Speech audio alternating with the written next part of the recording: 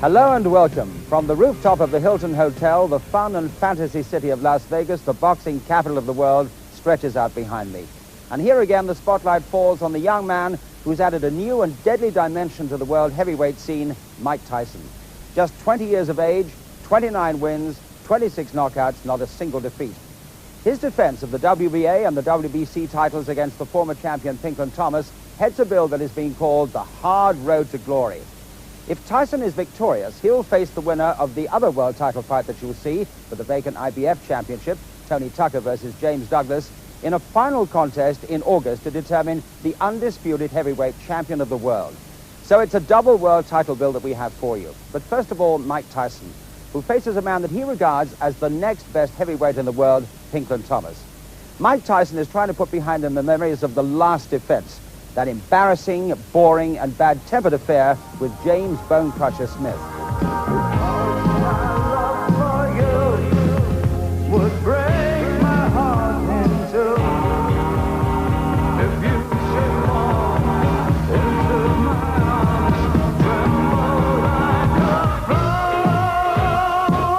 Anybody that takes the Bone Crusher Smith fight seriously and looks at it and say, well, this is Mike Tyson at his best, and this is the fighter that I expect to fight when I fight Mike Tyson, they're going to be in for a lot of trouble. I think that Tyson's so used to going in and racking guys on the chin and knocking them cold and walking away.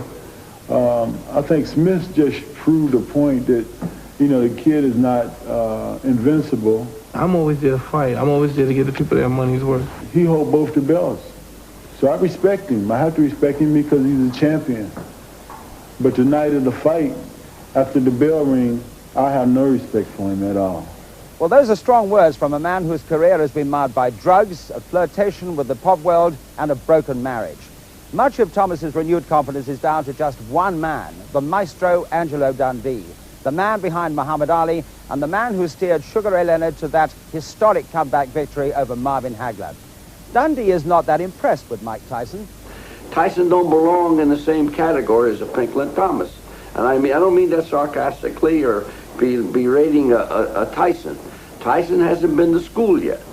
Now, all the qualities of a Pinklon Thomas beats Tyson. He's got the best jab I've seen since Liston. It's a crushing jab.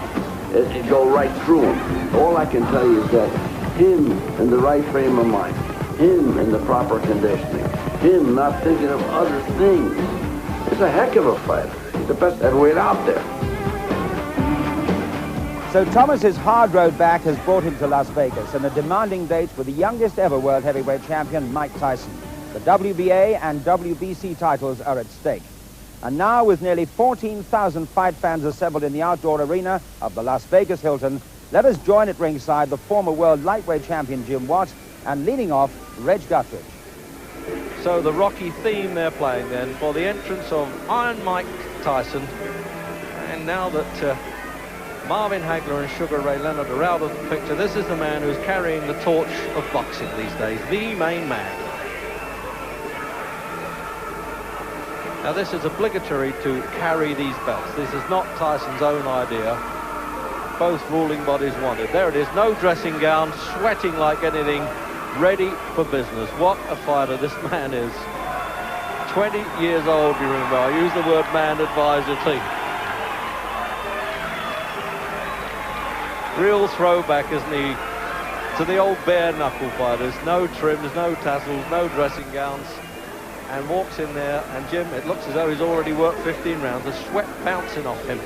Yeah, he's obviously done a good little workout in the dressing room before he came out. That's one of the things you have to admire about Tyson. He starts right at the beginning of the fight and never stops.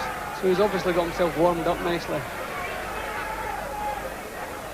Introducing, in the blue corner, fighting out of West Los Angeles, California, weighing in at 217 3/4 pounds, with a professional record of 29 wins, 1 defeat, 1 draw, and 24 KOs.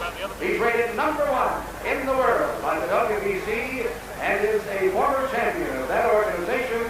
Ladies and gentlemen, here is Pinklon Pinky Thomas.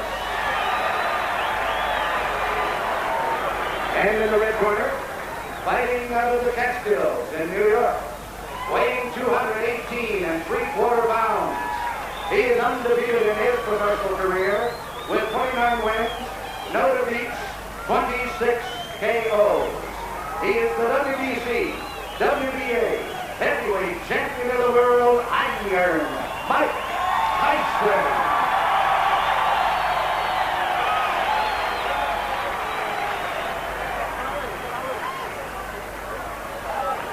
So referee Carlos Padilla then, 55th title fight for him, and there's the statistical rundown. Remember, 20 years of age, that's all he is, Mike Tyson. In there with a big man of 29. Just wiping down, he came in absolutely bouncing there with perspiration, Tyson, but that's some water Padilla seemed to think. He says don't put too much grease on, to Kevin Rooney, the trainer. Okay, Tyson Thomas, you're going to box for 12 rounds. You know the rules of boxing. Avoid using any kinds of foul. Don't throw any punches during the break. Is that understood? Seconds come out fighting. So there we go then. The final words from Padilla. I doubt whether these boxers really hear any of those words. They've got other things on their mind. And there he is. The main man then in the fight game today, Mike Tyson. And Pinklon Thomas has a pole of a left-hand punch, and he's going to need it. It's supposed to be a solid jab, a sort of prerequisite to throw a slugger off his stride, but can he stop this bull from coming in, who's still burning for not looking good in his last fight with James Bone Crusher Smith. Oh, and he's opening up at the start now, Mike Tyson. He does love those one-rounders.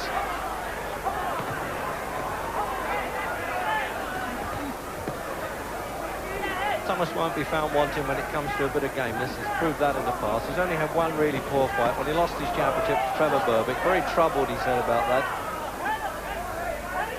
And seemed to genuinely fancy his chance against Tyson, but that didn't sway the odds makers at 6-1 on Tyson. And what a start by this incredible young champion, the youngest in history. He really must have worked out in the dressing room now. This left hook there, he switches that well. So it doesn't look as though that left-hand jab that cornerman Angelo Dundee has been telling Thomas to use is going to be much use to him. Now this is the Tyson we really know, isn't it? Trying to wipe out that memory of the Bone Crusher Smith waltz, and he's really laying it to Thomas at the start. The crowd loving it. Thomas hating it. 15 stone, 8 3/4 pounds of absolute mind, muscle, menace there, Tyson. Who's going to stop him midway through the first? Jim, what a fighter, Tyson. Tremendous power he has, Reg. He doesn't pay anybody any respect whatsoever. He just comes straight through, pays no attention to what they're doing, and nothing that Thomas has shown so far is going to discourage him. Tyson's last two opponents are simply throws on the night with no belief in themselves. A lot depends on how much belief Thomas has tonight. But whatever they come in with, I think Tyson's putting a dent on that already.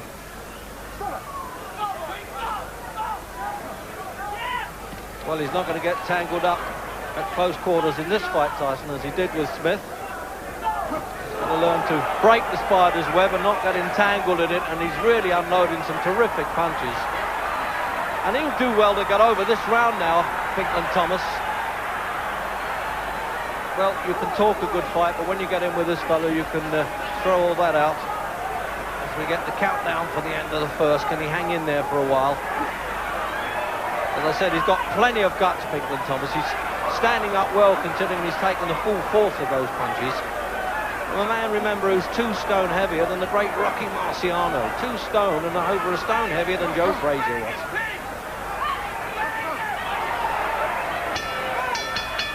And he's in there, Padilla. He's making sure there's no after-bell punches this time.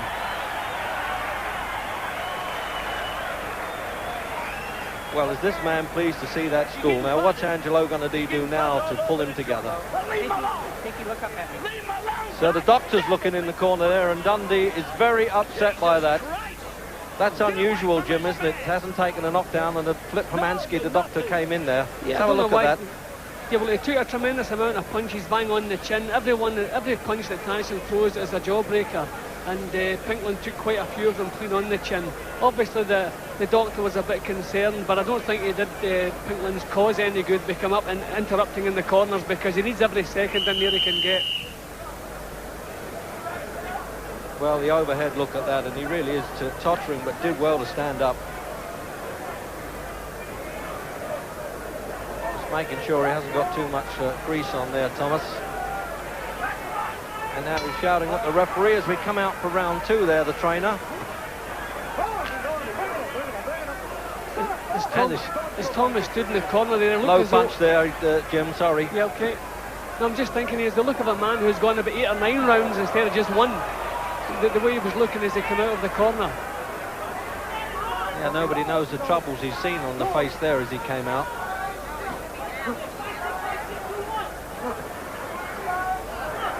So now let's see if he's learned any lessons now, Tyson, on fighting in close like this. Because the big man's bone crusher leaned all over him, which made him, well, let's face it, look a bit ordinary, and he knew it.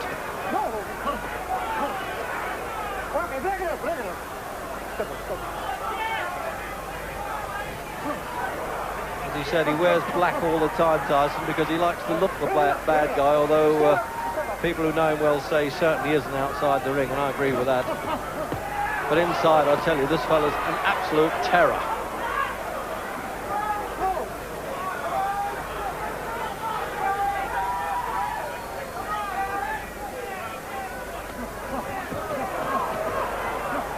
He's had 3 wins, Pinklon Thomas, since he lost his championship to Trevor Berbick, so he's on a winning roll, which is why he got the #1 position by the WBC.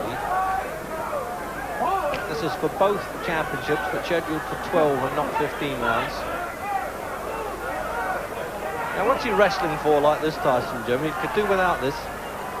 Yeah, but I think every punch he throws is a knockout punch. He's simply waiting for the chance to let one go. He's never in any hurry. This is probably not worrying him too much. It's only the 2nd round, and he knows he's trying to push Thomas off now, but Thomas is hanging on to him. Again, it's not really Tyson's fault, this kind of fight. Well, there's Harry Gibbs from London. You can see there's one of the judges, but I would think he won't be needed.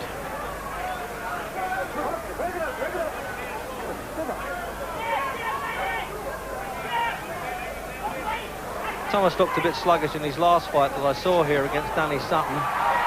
He won it.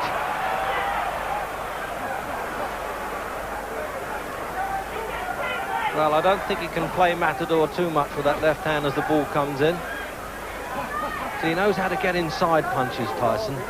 Puts his head on the opponent's chest and bangs away.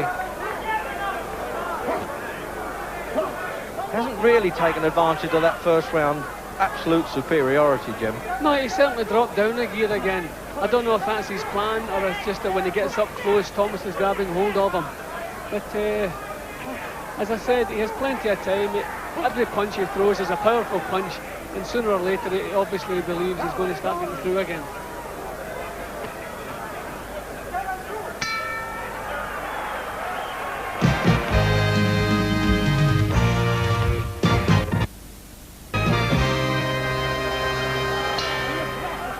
Into round 3, and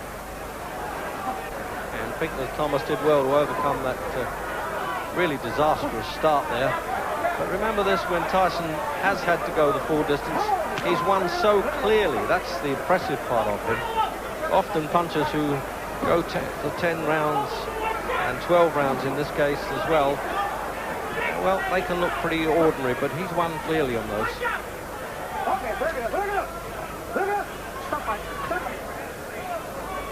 So the referee's going to have to work a bit harder, pulling them apart.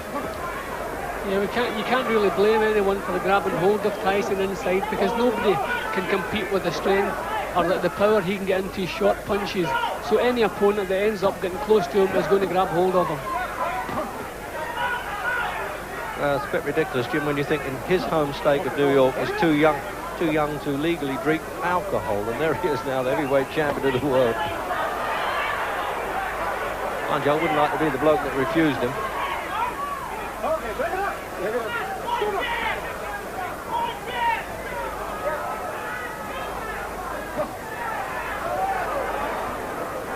So looking at Thomas now, is he going to use this effective left-hand jab?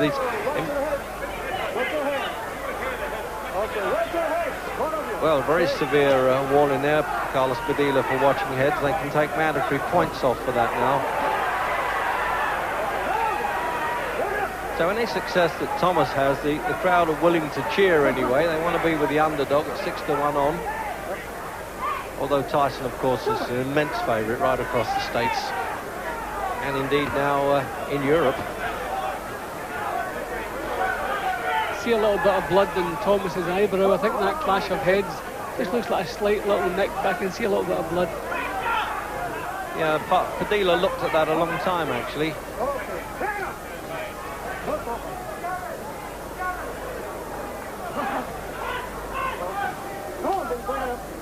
Well, we said he'd have to work hard there, the referee, and it looks as though he's going to. Watch your head.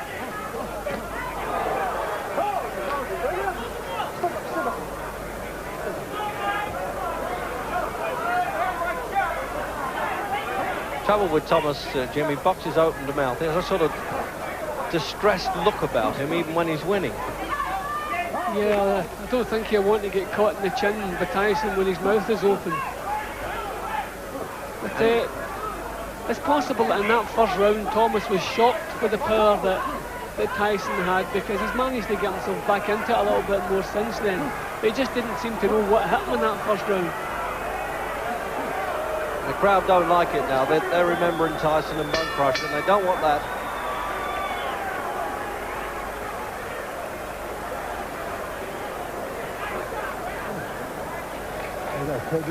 No, he's butting the heck out of you. He's going to go, but nail him. But go first, go first. Don't lay in the clinches. I want you to go first out of everything, okay? Guy's bum's getting desperate. He's trying to butt the heck out of you, you know what I mean? It's all right. I want you to go first with everything. If he comes jumping at you, go for him. You're here, you understand? You're here. You guys got to do it. You understand? Let's have a look at this now. They're complaining about the head coming in a bit, Jim. Well, being that he is short and he's got to get inside, he obviously, even whether he's meaning it or not, he is a little bit dangerous with the head.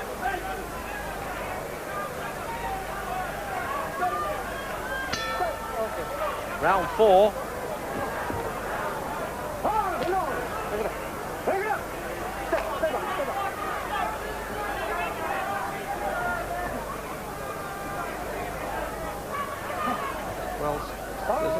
A few fighters that said they could beat Tyson, but none have baited him in the way that Thomas did early on in the initial press conferences. So I think Tyson came in with a little bit of needle in the belly there. Oh, right over the back of the head. It's just as well for Thomas that. See, Tyson's going to have to throw punches on the way in. If he moves into a clinch, then his opponents are grabbing hold of him and stopping him working. He's going to have to punch as he moves in. He's leaving it that second or so too late. Well, his trainer says he's still at college as far as professional boxing goes, and he's right. But of course, you've got to judge him as a champion, Jim. That's the point, not as a learner. Yeah, well, I would say that's his problem at the moment. He's moving in before he lets the punches go. He wants to let the punches go as he's moving in.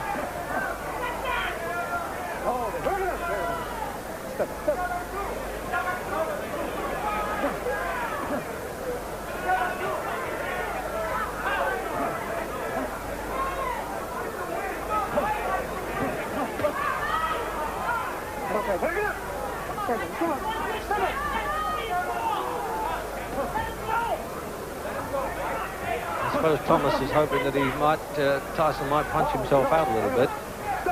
He likes the idea of people who have taken him distance, but they've all been 6'5", and he does have trouble with tall fighters. He's supposed to be 5'11", Tyson, but there's often a dispute about that. He certainly doesn't appear it now.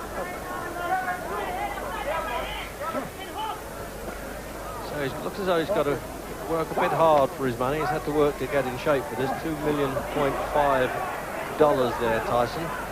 Well, Mug's game, you tell that to Tyson. He didn't even finish school and now has bought his first Rolls Royce.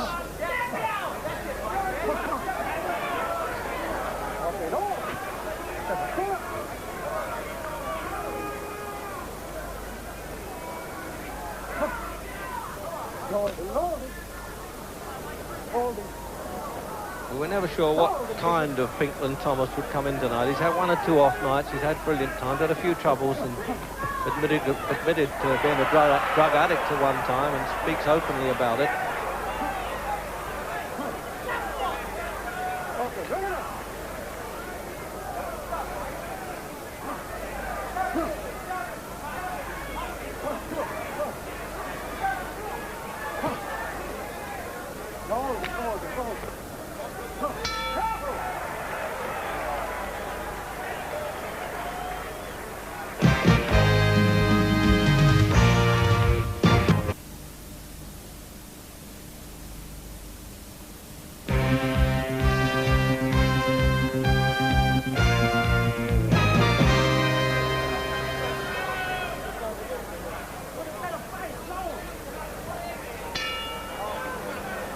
Into the fifth. Tyson's corner man there, Kevin Rooney, saying you're not using your left jab at all, and he wants him to. But I've got my doubts whether he can actually out-jab Pinklon Thomas. That's his best punch. There it is there, you see, trying to match him with it.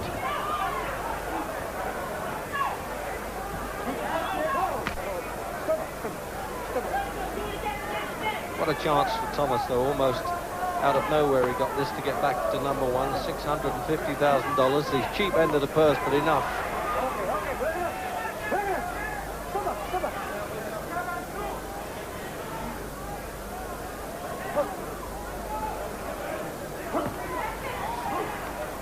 It's just that bit of rawness showing with Tyson at times, Jim, a little bit of subtlety missing. Yeah, well, a few times he has been taken into the later stages. And it's simply because his technique is a little bit lacking, but normally he makes up for it with the power he has. But you can see he's short of ideas here. It's time now to do something else. I think Thomas is getting used to these lunges and the punches that are coming his way, and he knows what's coming now. So Tyson now has to think of something else, maybe show a feint and try to draw Thomas's lead and come back with counters of his own, but he's a little bit short on ideas tonight.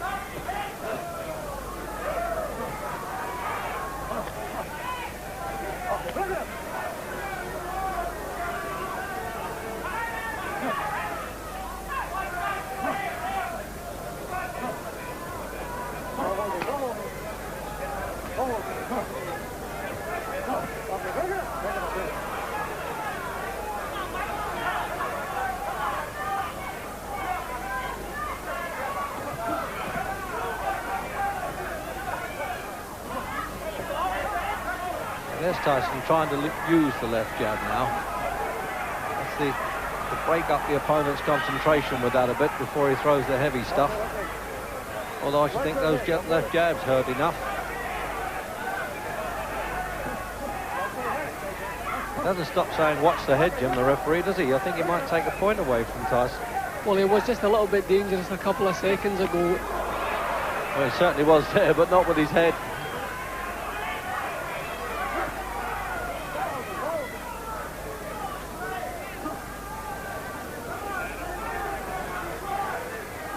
See, I think we've come to expect so much from Tyson now, and when he's not getting his punches home, we tend to criticise him.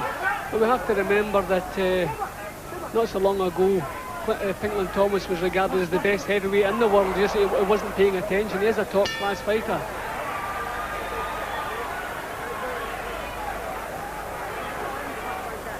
Bad intentions there. You're bad intentions. What's the matter? You're getting tired. You're getting tired. So there's the size of this man's neck bolted onto those brawny shoulders there. In fact, when somebody said, Ray, will you make a comeback, Ray Leonard? He said, well, I could always fight Mike Tyson's neck. That must weigh 160 pounds. Bad intentions. You gotta go with punches. Bad intentions. Hard. Go to the body. Hard. Hard. You use your jab a little bit. A little. Have a look at some replay there, Jim, with the jabs coming in. Yeah, see, that was the head again. He was a little bit dangerous with the head that time. That's when the Dia warned him. Throw the punch with bad intention.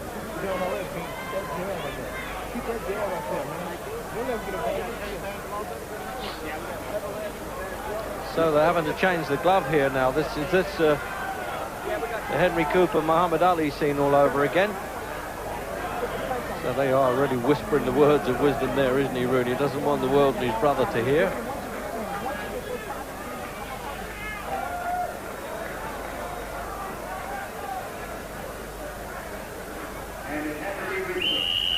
So the master of ceremonies announced to the audience there that the glove had torn and had to be replaced.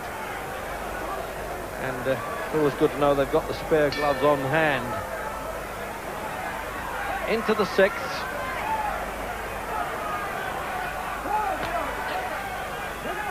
Well, Tyson tasted a bit of leather with the glove on the left hand. I wonder what the new one's going to do.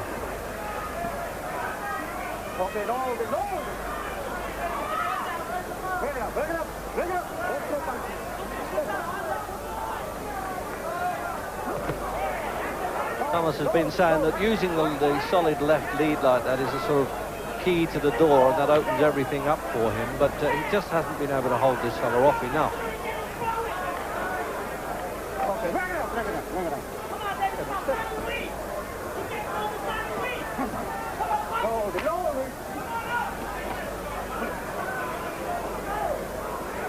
And all sorts of advice now coming from outside the ring. And I suspect from a young lady, an actress, Robin Gibbons, who stars in Head of the Class, who's actually dating Tyson at the moment.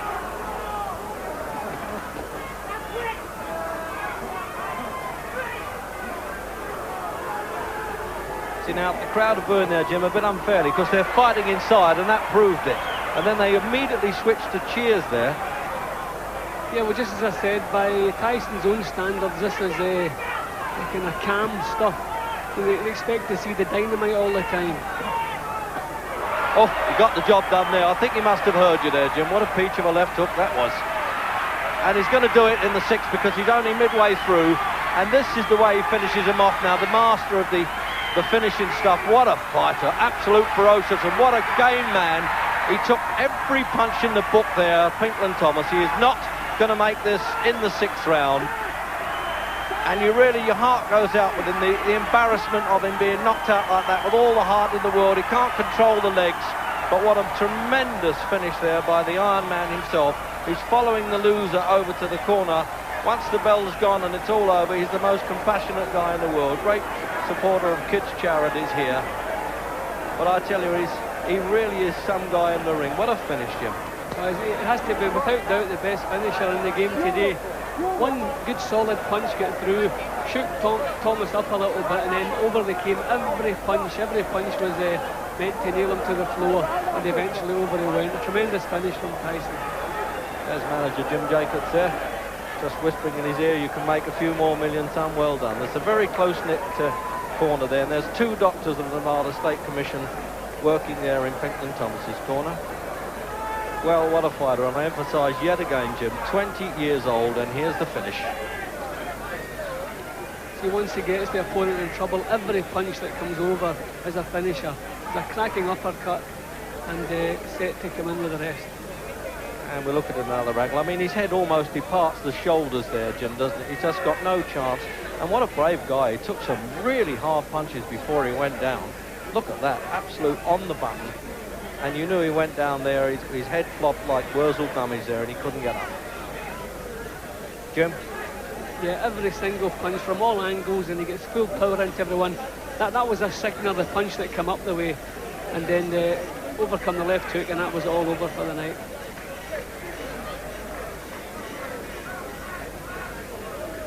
And once again there, this overhead shot now, you can see the real ferocity of this man in action.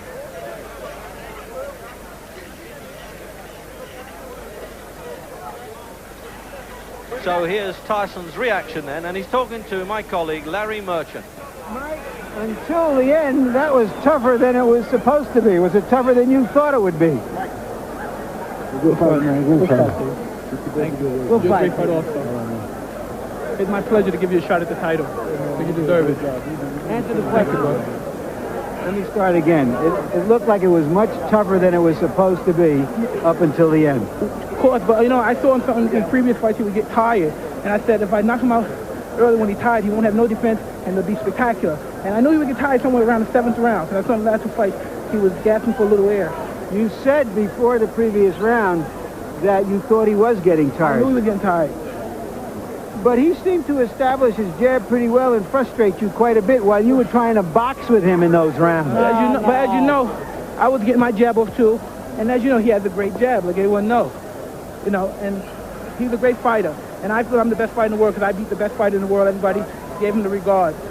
Do you feel he was the second best heavyweight out there?